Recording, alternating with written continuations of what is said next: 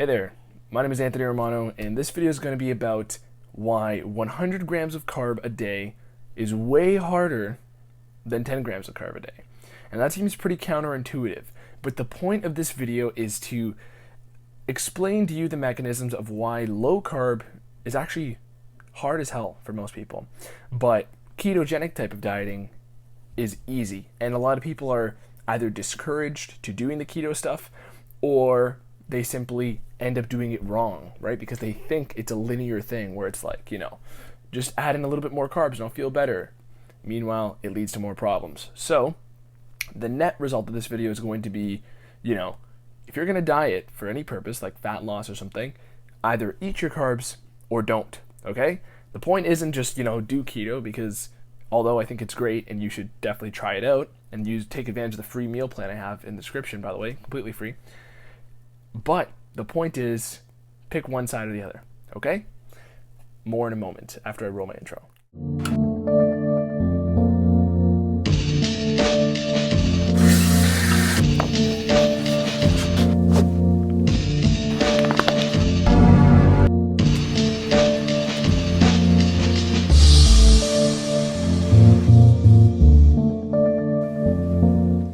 So, let's explain why 100 grams of carbs a day is way harder than 10.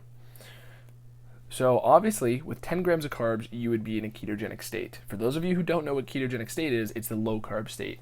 So essentially, there's no high fat numbers or there's no low protein you have to do for this. Simply, do not eat carbs that will spike your blood sugar. So eat all the green veggies you want. Eat all the low glycemic carbs, but no starches, no sugars, and no fruits. I said last, and no fruits. I'm going to make a Fight Club parody where rule number 1 is no fruits and rule number 2 is also no fruits. Because basically, this is something that a lot of people get wrong. And actually, this ties in perfectly with the, quantitative assessment of carbs. Because when I say the benchmark of 100 grams of carb a day, that's going to obviously give your body the fuel of a carb metabolism. But you're simply not giving it a lot of that fuel. You're depriving it, but you're still keeping it running on carbs. And that's the whole gist of this video, which is, well, it's not the complete gist because you got to keep watching and listen to these other little nuggets. But essentially, that's the main premise here, is that once you drop them low enough, your body gets the message of, all right, we're not using carbs, time to switch over to fat. And if you're having 100 grams of carbs or something like that, you're going to perpetually keep your body teetering over to ketosis, and then as soon as you're getting more depleted of carbohydrates, you jack it back up again. You tease your body. It's like you keep dipping your foot in the pool, but you're not getting in, okay?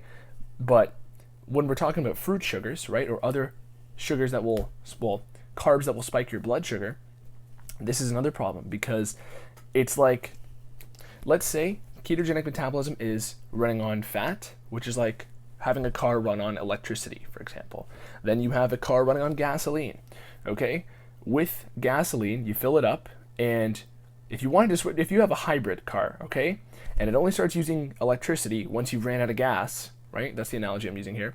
Then you can't just keep filling it up with gas, right? And using fruit sugars or other high glycemic sugars is like just putting in the higher quality gas. That's all it is, like putting in the more expensive gas so that you get more gasoline out of less liquid, right? So essentially more fuel out of less liquid, but you keep the fuel the same. So you're putting in a carb source that's going to be more rapidly available, on a gram per gram basis of carbohydrates, but it's still coming from the same source. So you never want to be in the no man's land, the gray zone, all these other terms, the keto suspect area. You never want to be there, because you're basically going to be teasing your body into, oh, we're doing keto, oh, we're doing carbs, right? Essentially, you don't want to be in the middle, and if your body just wants one fuel system, it just wants either carbs or fat. So pick one, because you're not going to feel good in between. And for a lot of people, they think of it with this linear relationship whenever they're doing a diet. So even if you don't want to do keto stuff, like I said, the takeaway for you is, first of all, be more open-minded. No, first of all, it is open your mind to this. But the second, takeaway here is, even if you're doing a carb-based diet, simply give yourself enough to feel satisfied. Because your body never wants to be in a position of scarcity. And when you're on a carb metabolism but only eat 100 grams of carb a day, you're basically putting your body in a situation of scarcity. Meanwhile, once you let it take over using fat, we all have plenty of fat to use. There's an abundance there.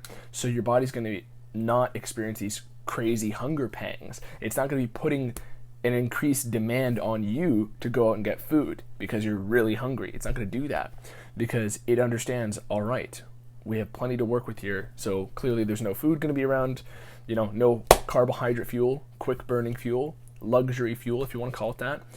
So your body gets the message. It's all about what you're communicating to your body, and that will determine how your body communicates back to you, especially in terms of your hunger. So hopefully this video was quick, right to the point, and explained to you how, 100 grams of carb a day is way harder than 10 grams of carb.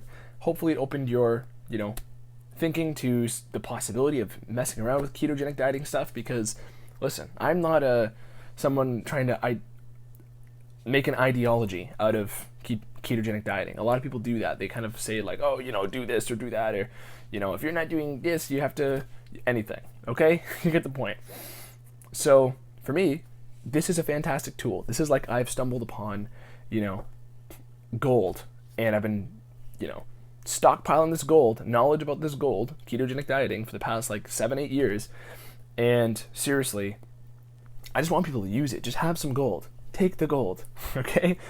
Because there's no political arguments behind this. Just simply do not eat carbohydrates. Test it out, and if you want some guidance, download the free meal plan I have in the link in the description. Because there's a million ways to do a ketogenic diet.